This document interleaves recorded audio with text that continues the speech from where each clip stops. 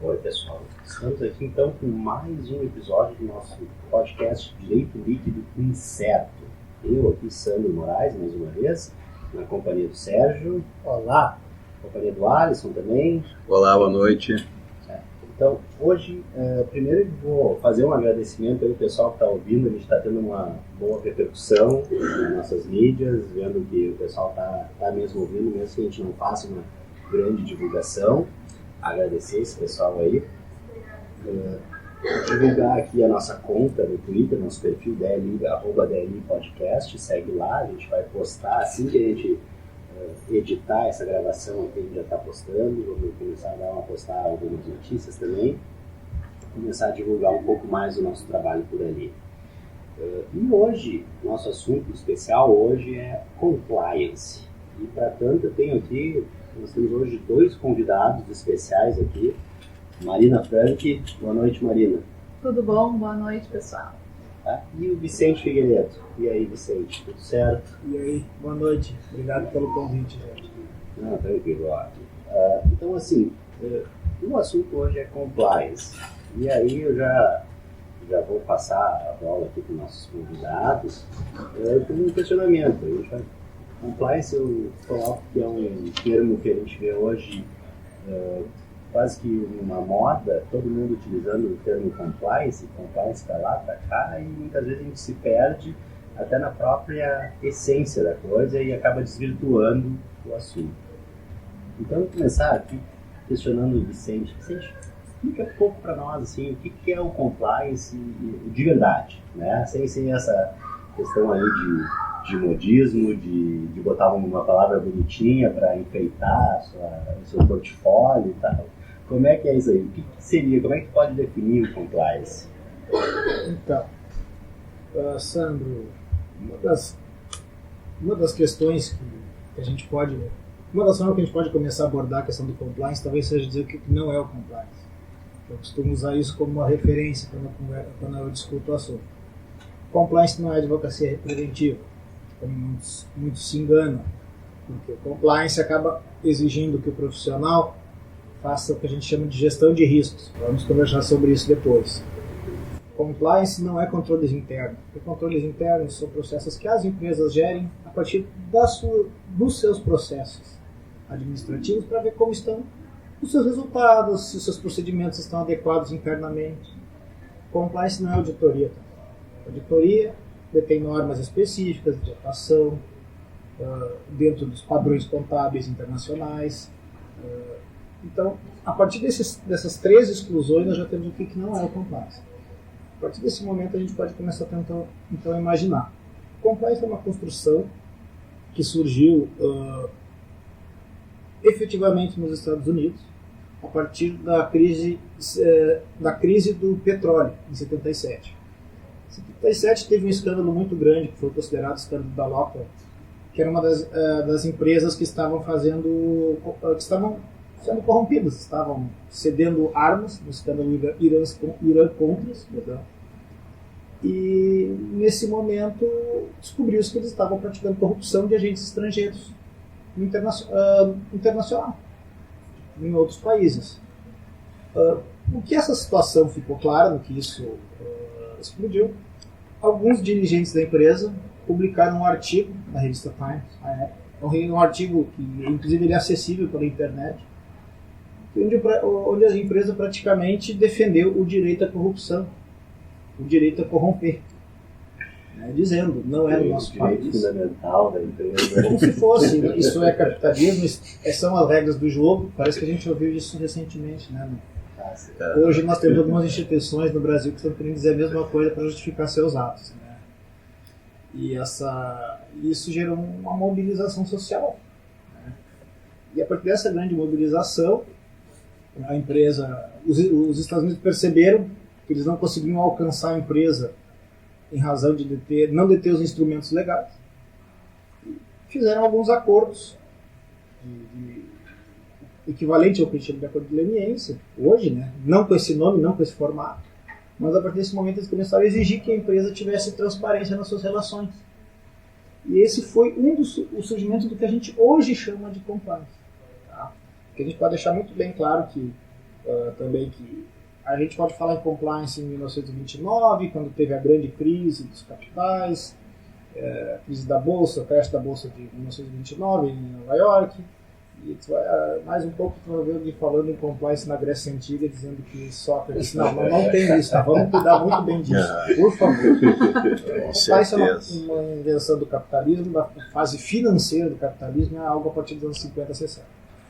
Nos anos 50, antes disso, que nós tínhamos aquele modelo de capitalismo predatório de matriz liberal, que acabou sendo naufragado em razão da guerra, que foi as duas grandes guerras. Depois, anos 50 e 60, a partir do crescimento do estado de bem-estar social, se viu que as empresas não podiam ter essa postura, as corporações, vamos dizer assim, não podiam ter essa postura, e o Estado começou a exigir delas, sim, uma postura de cumprimento das normas, e que essa forma de cumprimento das normas fosse passível de comprovação a partir de auditorias estatais dentro dela. Esse conjunto deu-se o nome de compliance, de conformidades. Também não gosto de ficar usando aquele bordão de compliance, de comply, mas é uma forma de ilustrar, tá? Cumprir a lei. Eu sei que parece às vezes complicado a gente dizer, mas compliance é só cumprir a lei. No mundo ideal seria simples, vamos dizer assim, é só a empresa cumprir a lei. Só que uma empresa gigante, de 100 mil funcionários, como é o caso de um banco no Brasil, como é que tu vai garantir, o diretor da empresa vai garantir que os 100 mil funcionários cumpram todos os normativos, regras, todo o conjunto normativo, todo o conjunto de regras que essa empresa tem? É difícil. Então a empresa vai criar políticas de compliance, vai desenvolver estratégias de compliance, e aí sim, tu vai ter as camadas de proteção, que vai ser a primeira camada de proteção vai ser a própria unidade de negócio, a segunda já vai ser um setor de controles internos, a terceira uma auditoria, e o quarto já vai ser, a partir do momento que vai ser a diretoria, você vai ver o que houve de atos errados, e o quinto, a gente chama de quinto, que ela já vai agir para tentar utilizar aquilo que tu aprendeu na prevenção de novos ilícitos. Tá? Então, sempre retroalimenta essa cadeia digamos, eu vou dizer, de tecnologia, de compliance. Muito além de uma tecnologia de conformidade, muito além de uma tecnologia de preventiva, de atuação preventiva, mas da mesma forma é um nicho de crescimento onde as empresas estão buscando se adequar à lei, até de forma a evitar a responsabilidade dos gestores e a responsabilidade da própria empresa diante dos complexos emaranhados normativos que tem nas sociedades modernas. Me chamou a atenção um momento que falou, foi isso no início, que o governo americano exigiu que as empresas tivessem esse modelo, esse compliance, mas de uma forma transparente, que pudesse ser fiscalizada. Essa é uma das ideias da transparência nos atos, para que possa se verificar a conformidade ou não? Sim, o que se exigiu, no caso, foi as negociações foram feitas a partir do Departamento de Justiça, que é aquele órgão deles que tem uma atribuição diferente do Ministério Público, aqui no Brasil, que seriam custos legis, mas muito parecido com o Ministério da Justiça, o modelo americano, né? Estado, modelo de justiça americano, justiça americano, eles têm as atribuições deles são complexas, são diferentes da nossa aqui no Brasil. E sim, o que se exigiu das empresas, passou a ser exigido das empresas, em regra, a partir da verificação da ocorrência de fatos ilícitos, tá? Era que as empresas tivessem esses mecanismos de conformidade, de compliance, e que esses mecanismos pudessem ser a qualquer hora verificados. Entendeu? É como se a gente hoje pudesse ligar um plug, eles nos dessem o hub para a gente poder ligar o plug e ver, está tudo bem aqui. E as empresas então começaram a criar setores de compliance, a emitir relatórios de compliance, tudo para dizer que elas estão cumprindo a lei ou aqueles requisitos legais que foram instituídos. Essa me parece assim, uma estrutura muito mais para a própria administração da empresa. E aí já passando aqui, fazendo um questionamento para a Marina dentro da área de atuação dela, a questão do compliance na esfera trabalhista. O que muda em relação a isso? Qual é o foco de atuação do programa de compliance dentro da área trabalhista da empresa. Tudo bom, Sandra? Primeiro, muito obrigada pelo convite aos mentores desse projeto que eu tô conhecendo agora e que eu tô achando incrível.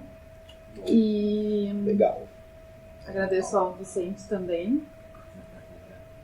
Bom, seguindo.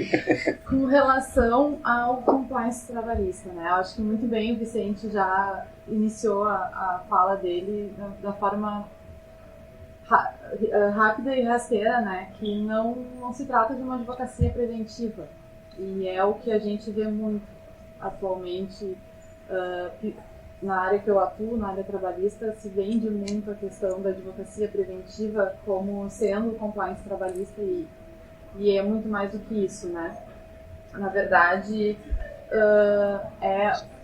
é a estruturação, a análise da empresa como um todo, a análise de todos os riscos trabalhistas que podem existir dentro da atividade desenvolvida por uma empresa, analisar todos os tipos de contratos mantidos de prestação de serviço, identificar principalmente a relação com eventuais contatos com o próprio poder governamental e criar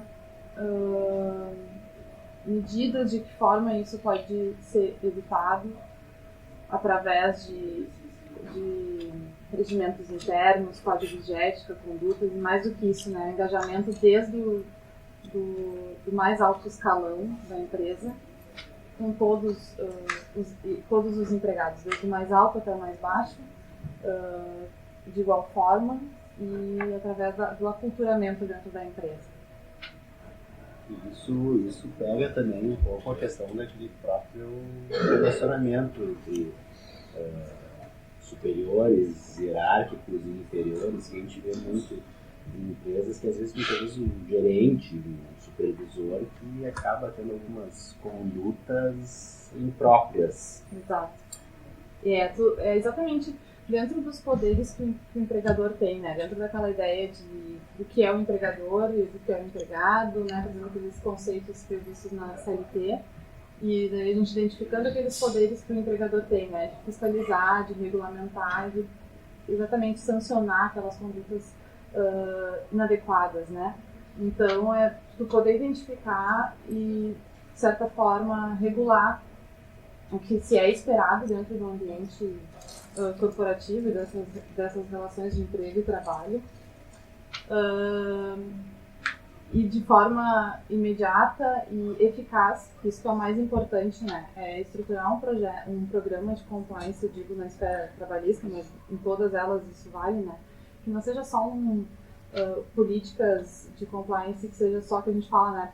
Só para inglês ver, né? Que seja realmente eficaz e que seja aplicado a todos de maneira igual e uniforme. Então, é através a gente sugere códigos de ética, os próprios códigos de conduta, os regulamentos internos e todas aquelas sanções que a gente conhece, como, né, advertência, suspensão e a própria demissão por justa causa. Né? Sim. Marina, tem um ponto que tu falaste que eu achei muito interessante, que é essa ideia do engajamento, né? Então, parece assim que o compliance ele pode ter um efeito psicológico, um efeito de realmente mudar a cultura dentro de uma empresa, de uma empresa.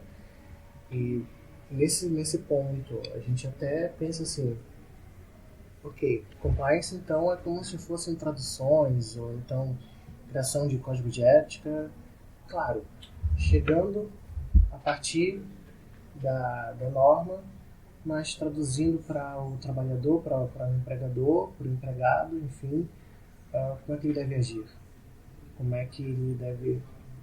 é que deve ter a sua conduta regulada, então, ali dentro da empresa. Então, eu faço a pergunta para os dois, na verdade, nesse ponto, né? Como é que vocês veem o compliance? Seria como uma inovação normativa? É norma, aliás? Como é que vocês classificariam o compliance? Não digo chegar tanto em teoria do direito, mas de algum modo está regulando condutas ali. Então, como é que vocês veem o compliance nessa gama de mudança cultural, de inovação normativa? E aí, lança a pergunta para os dois. Certo. Me parece, certo. O compliance, isso que a gente chama de compliance, esse movimento, de fato ele tem uma base jurídica. Só que o fundamento dele se refere muito mais a uma ética negocial, a uma atuação do sujeito perante a sociedade, e quando eu falo sujeito, eu penso em sujeito lato sensu, o sujeito pessoa física, o sujeito pessoa jurídica, diante do Estado, diante dos seus iguais, diante do seu público envolvido. Tá? E se nós tivéssemos aquele mundo ideal, onde as pessoas cumprissem seus imperativos categóricos, né, um compliance não seria necessário, só que estamos bem longe disso. Estamos num mundo onde as pessoas não reconhecem sua responsabilidade, as pessoas, eu sempre tenho receio de falar as pessoas que a gente está generalizando, então vamos nos incluir nisso. Nós temos dificuldade de traduzir a nós mesmos nas nossas ações, e essas ações acabam chegando para a gente, as obrigações, o que a sociedade nos demanda também é complicado. A gente tem um momento de crise, sim, da linguagem. Nós somos demandados em certo sentido de condutas éticas, e, ao mesmo tempo as pessoas que nos cobram essa conduta não são as pessoas que estão tendo essa conduta. E aí, nesse momento, eu me refiro a agentes políticos, agentes públicos. Tá? Questão de engajamento. O pessoal da Ficou claro. O pessoal lá da República de Curitiba. Corta isso da edição, pelo amor de Deus. Tá anotado aqui. Vai ver que eu vou cortar. Não tô a fim de perder a bolsa. Tá bom. Quando a gente fala Olha o outro roxo. Quando a gente fala do engajamento, tem uma frase do professor Bartosz Markovic que a primeira vez que ele falou aqui em Porto Alegre, trazido pelo professor Giovanni Saavedra, que eu acho que é a grande cabeça do compliance aqui no Sul, tá? Eu acho que é o cara que trouxe o assunto, que puxa as discussões. O professor Bartosz um dia falou para mim no evento, compliance ain't about law, compliance about people. Compliance é sobre gente, não é sobre direito. Eu nunca esqueci disso, porque faz muito sentido. Não adianta a gente ter projeto de lei, que nem recentemente teve no Rio de Janeiro e Distrito Federal, hoje para participar de algumas licitações, o compliance é exigência. Em outros lugares, ter programa de compliance é fator de desempate, né? Hoje tu tem a grande questão de que tu precisa mudar a cultura interna na empresa. E é aquilo que a Marina comentou. Tem que sair. Se não houver engajamento do alto corpo diretivo até o chão de fábrica, tu não vai ter compliance, ou no máximo tu vai ter o compliance de aparência, que é o grande perigo de quem tem programas de compliance, né? Que é o risco de ter um programa de compliance, gastar uma fortuna e ter aquilo só para colocar na internet, registrar no cartório. O professor Saavedra adora falar isso em aula. E isso é um risco que incide sobre a empresa, a associação, a organização, né? Sobre o profissional que instituiu essa regra, porque o advogado ou qualquer consultor que fez isso pode lá na frente ter que responder, porque não raro a empresa vai dizer, não, mas esse programa foi ele que fez. Isso pode incidir sobre o funcionário, sobre o gestor, sobre o gerente. Então, o fato, compliance é cultura, compliance é gente. Esse engajamento que eu acho que se refere, eu acho que isso é necessário, né, Marina? Concordo plenamente com o Vicente, é isso mesmo, eu acho que é muito na questão do aculturamento mesmo, do engajamento de quem faz parte do programa. E eu, até falando em frases, né, a primeira frase que o professor Saavedra trouxe em aula, que eu acho também que é outra que é tira e queda para esse tema, não existe jeito certo de fazer a coisa errada, né? Então, o compliance vem exatamente para isso, né? Para se fazer a coisa certa. E foi isso que me instigou a estudar o tema aí em busca disso, porque sempre me disseram que eu sou Joãozinho passo certo, então eu acho que nada mais certo do que a gente fazer o certo, né? Então, por isso que me apaixonei tanto pelo tema. Uma coisa assim porque justamente isso entra numa crítica ao compliance, né? Justamente aí eu até em algumas brincadeiras, a gente faz aquelas brincadeiras com um pouquinho de seriedade no fundo, dizer assim, mas vem cá, a lei está ali, a lei diz que tu não pode fazer isso. Então, por que o compliance que tu vai ter um programa de compliance para dizer que tem que cumprir a lei? Né? Claro, a nossa sociedade talvez demande isso, e no mundo ideal talvez, Vicente estava falando, no mundo ideal isso não seria necessário, a lei está ali. Né? Então isso me parece que é o que eu sempre critiquei quando começaram a falar em compliance. Mas cadê a lei? Uma gourmetização. Uma gourmetização do cumprimento da lei. É que assim, Sandro, isso eu vejo da seguinte forma, é bem claro, eu também tive o mesmo, acho que todos nós temos esse enfoque, tá? Mas quando a gente fala de compliance, a gente vai discutir cumprir a lei, não é tão simples, não seria tão simples, só que a gente também tem que considerar a questão da complexidade das relações socioeconômicas, culturais, né? Vamos evitar a palavra aquela pós-modernidade, mas na pós-modernidade acho que não tem como tentar fugir. O líquido. E hoje incerto. Exatamente, já que a proposta é direito líquido incerto, talvez a gente tenha chegado na parada no momento correto.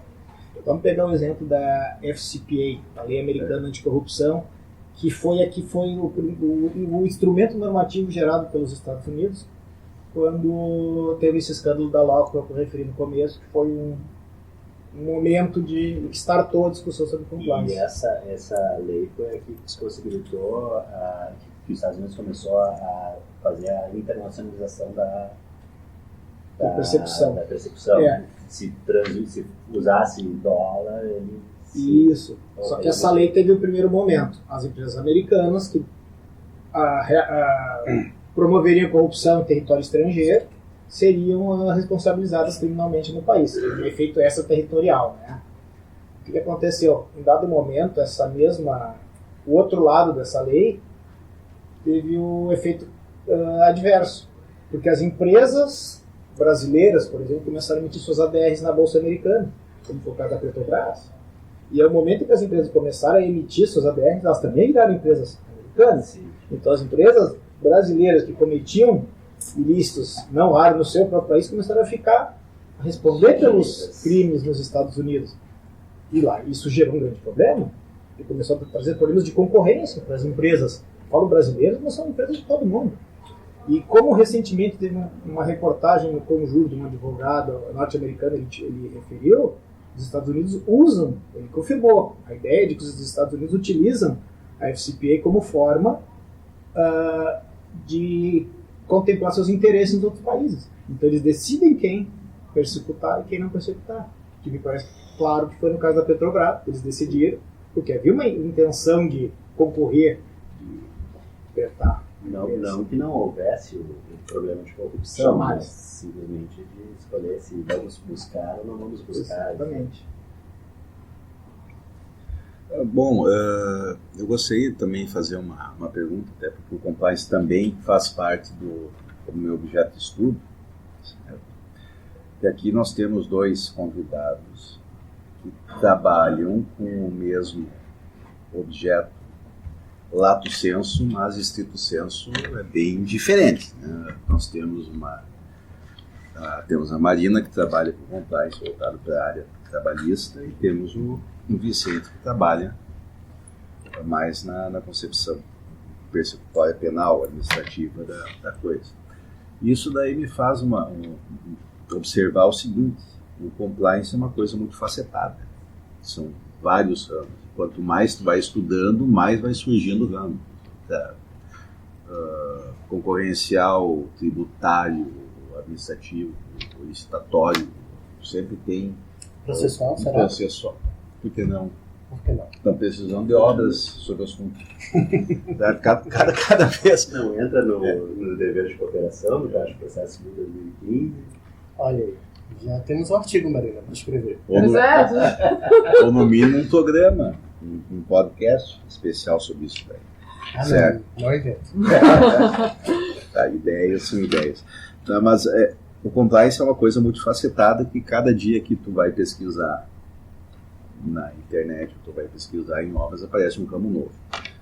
A pergunta que eu faço para os convidados é o seguinte: como é que vocês veem isso? Estão todos os ramos mais ou menos evoluindo no mesmo, se desenvolvendo na mesma velocidade? Tem alguma área que está mais avançada que a outra e vai puxando a outra por consequência. E como é que vocês veem o futuro disso daí? O futuro do compliance surgiu meio por geração espontânea há pouco tempo.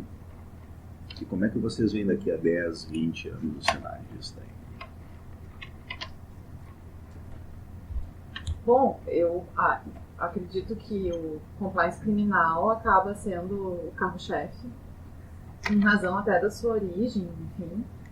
Mas acho que tem muita coisa assim que surge meio de sopetão, assim, sem muito embasamento, enfim, que dão um nome de compliance, né? Eu acho que tem muitas áreas. Eu acho que o próprio programa de compliance, quando você vai se pensar em instituir dentro de uma empresa, como sempre falamos, assim, é uma equipe transdisciplinar, né? Transdisciplinar, exige conhecimento de todas as áreas, não é tanto as próprias especializações e cursos, enfim, eles não acabam sendo só voltados ao direito. Então, exige esse tipo de atuação de diversas áreas, de diversos conhecimentos.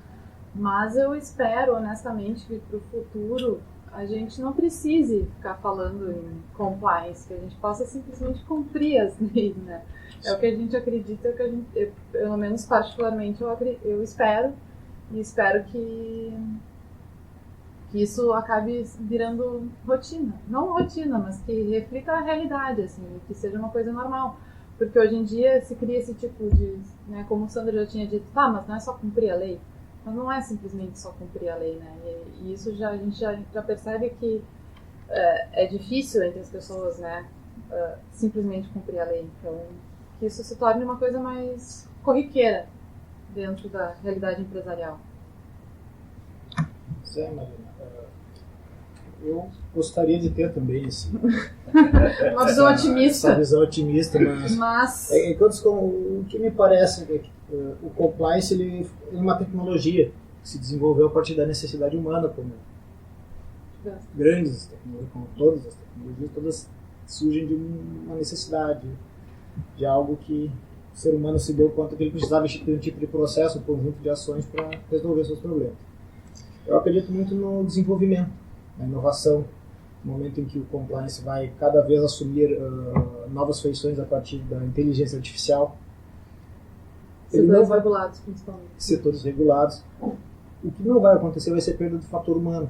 Por mais que as pessoas falem muito que os empregos vão ser substituídos, viraremos todos os entregadores do Uber. Em dado momento, eu tenho certeza que vai ter um choque, porque não vai ter para quem entregar, não vai ter gente para consumir. Então, acho que em algum momento isso vai ter uma crise. Por mais que a gente pense na crise de hoje. Deixa eu te interromper. Quem quiser ouvir mais sobre isso, pega o primeiro episódio nosso lá. Eu falei um pouco sobre esse assunto. Fazendo o nosso merchan aqui. E me parece que, exatamente nesse sentido, o compliance vai se desenvolver. Nós vamos ter novos ramos que a gente nem imagina que chegarão. Hoje nós temos o que se chama de compliance digital, que é muito vinculado, atualmente no Brasil, a demandas referentes à Lei Geral de Proteção de Dados, né, que é algo que está explodindo por aí. Que ainda nem começou. Ela nem começou, mas já está dando muito pano para manga, porque realmente, enquanto a União Europeia está 5, 6 anos adiante disso, nós estamos engatinhando. Nós vamos ter, por exemplo, no direito criminal, hoje nós temos essa situação da delação premiada, das colaborações. E isso é complicado. Hoje ela traz uma lógica diferente para o processo, traz uma lógica diferente para as empresas. Por exemplo, a empresa tem que ter medo que cada funcionário se torne um delator em potencial. Se vir a ser aprovado o código, o pacote do Moro, referente ao pacote de anticrime do Moro, né, o Moro não quer que cometa esse crime, né, ele tem o nome de anticrime. Né, é interessante isso. Genialidade. Então, no pacote anticrime, ele cria a figura do whistleblower. O whistleblower é o denunciante, ele é o delator do bem. O delator do bem vai ser aquela pessoa que, de alguma forma, ficou sabendo de uma ilegalidade dentro da empresa e foi lá e denunciou. E, se comprovado a denúncia dela, e se ela conseguir recuperar algum percentual do valor, se o Estado conseguir recuperar, ela recebe 5%. Então, é o incentivo ao deedorismo. Então, vocês imaginam isso, é cópia do modelo americano também, de whistleblower, né? Vocês imaginam um grande incentivo à deduragem que nós vamos ter. Caguetagem. Alcaguetagem. É algo complicado na nossa modalidade. Então as empresas, as organizações, você tem que cuidar também, a gente não tem que falar de empresa. Uma associação pode ter compliance, uma entidade, o Estado, nós podemos ter compliance de órgãos públicos também. Tá? Talvez isso seja o tema para uma conversa específica, né? Mas nós vamos precisar disso. Eu acho que o futuro vai ser esse, muita inteligência artificial, muita identificação de riscos, das matrizes de risco, a partir da inteligência, tá? Só que sem afastar de algoritmos. Exatamente. Regulação dos algoritmos. Sem afastar o fator humano. Então, eu tenho uma visão, talvez não seja tão pessimista quanto parece, mas eu acho que sim, nós vamos precisar por muito tempo depois, mas enquanto tiver capitalismo. Então, assim, para a gente começar a encerrar aqui, começar a encerrar é bom. A questão que as outras vezes foi o Alisson quem fez, não sei eu que vou fazer a questão. Tá. Uma indicação para o pessoal que ouviu aí, quer saber um pouco mais sobre compliance e estudar um pouco o assunto. O que você sugere em termos de bibliografia, algum autor, alguma indicação para poder aprofundar um pouco mais no assunto?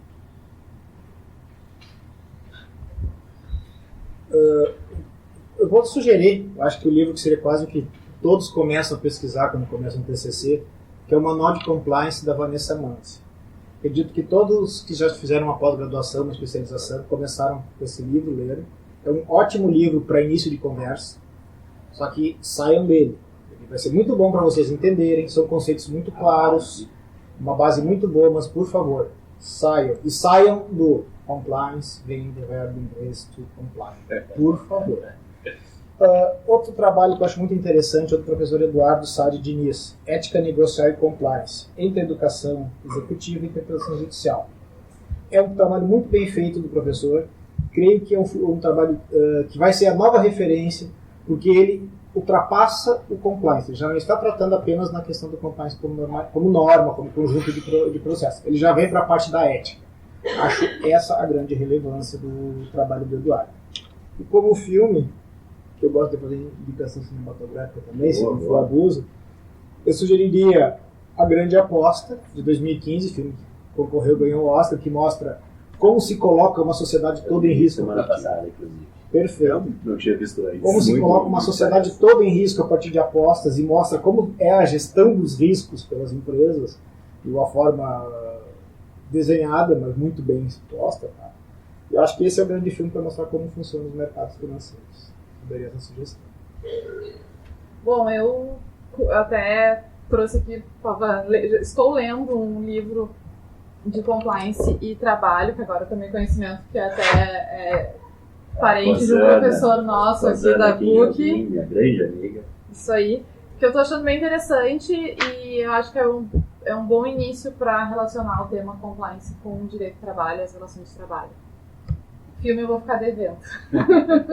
Não tem problema. E logo mais as teses, né? Da Marina e do Alisson. Sim, daqui a alguns... Que eu ainda vou no caminho de tentar relacionar com o processo, né? Então... E, se eu não me engano, até a dissertação tua, né, Vicente? A dissertação do mestrado, mas onde eu falo mais de compliance no meu TCC. No TCC da especialização em compliance, que deverá ser publicada logo que eu tiver tempo para parar de fazer isso. Eu quero tomar liberdade também, eu quero dar umas dicas aqui, embora eu não seja convidado, mas eu também meter o bedelho nesse assunto. A gente deixa assim. Tá autorizado. Tô autorizado? Tá bom. Mas é pouco tempo, tá? Tá bom, rapidinho. Não, assim... Bota na edição depois. Com certeza. O Vicente trouxe a obra do Sade Diniz, que é uma referência, principalmente na parte de ética negocial. E também uma referência que a gente tem na questão do compliance, fugindo um pouco da questão penal, que é mais desenvolvida em termos de literatura até o momento. O livro trazido pelo ministro Vilas Boas Cuieva e pela professora Ana Frazão. Compliance. Um título, Compliance, não estou lembrado do subtítulo agora. certo? Mas é um livro muito bom, cheio de artigos bem explicativos sobre os conceitos, as origens dos conceitos do compliance. O Vicente falou em filme. Ele trouxe como filme A Grande Aposta. O filme que eu indico é justamente o que, vamos dizer, a antítese da Grande Aposta, mas é um filme clássico para ver o que, mais ou menos, o que originou essa questão do compliance. Era assim, ó, bem clichê, bem facilzinho. Acredito que até a sessão da tarde já passou. Wall Street. Wall Street. É verdade. Assim, é isso. Gordon Gekko, a imitação do Charlie Sheen. Isso, do Charlie Sheen. Charlie antes de ser Antes de ser o Charlie, né? Isso mesmo. Não confundir com o Lobo de Wall Street. Não, o Lobo de Wall Street é outro. É outro. Certo. Ali. Ele entregou a idade quando falou desse filme. Isso. Com certeza. Ali mostra o que é o antítese do compliance. Dentro da origem, claro que quando foi feito o filme nem se trabalhava essa questão ainda. Mas é bom para ter uma referência do que era e do que se pretende fazer, depois as consequências trazidas pela Grande Aposta.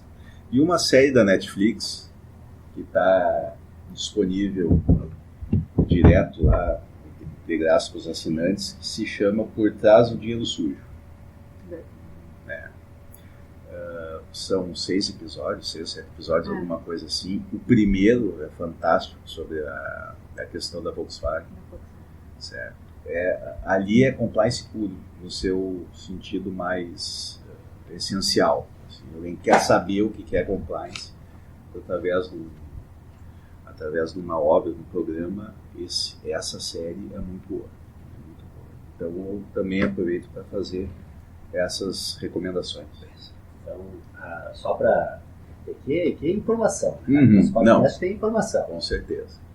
Compliance, perspectivas e desafios dos programas de conformidade. Editora Fórum, Ricardo Vilas Boas Cuevas, Ana Frazão, coordenadores, prefácio do ministro Luiz Roberto Barroso. Com certeza. As referências vão estar postadas junto. Vamos postar. Todas as referências junto com o nosso programa. Então, finalizando mesmo, agradecer muito a Marina. Obrigado, Marina, agradecer.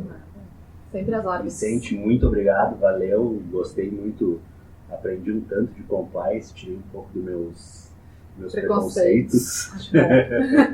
Não faz parte. E logo mais, o DLI Podcast estará criando seu próprio programa de compliance. Com certeza. Quem vai ser o dedo duro daqui? Quem vai ser o whistleblower? Eu não posso nem falar a palavra, mas tudo bem. Whistleblower. Não. Valeu, pessoal, muito obrigado. Sérgio, Alisson. Isso. Valeu. Tchau.